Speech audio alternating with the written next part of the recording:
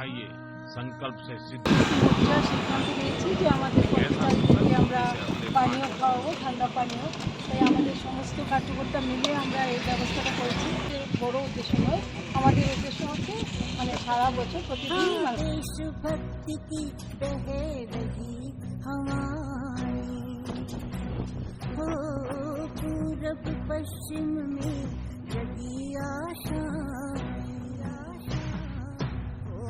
उत्तर दक्षिण सब जुट जाए, संकल्प से सिद्धि लाए।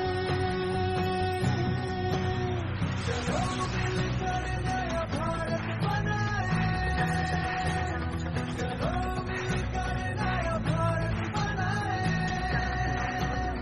चलो मिलकर नया भारत बनाए। मैं भ्रष्टाचार के खिलाफ लड़ूंगी। मैं अपने देश को ओलंपिक में आगे लेके जाऊंगी।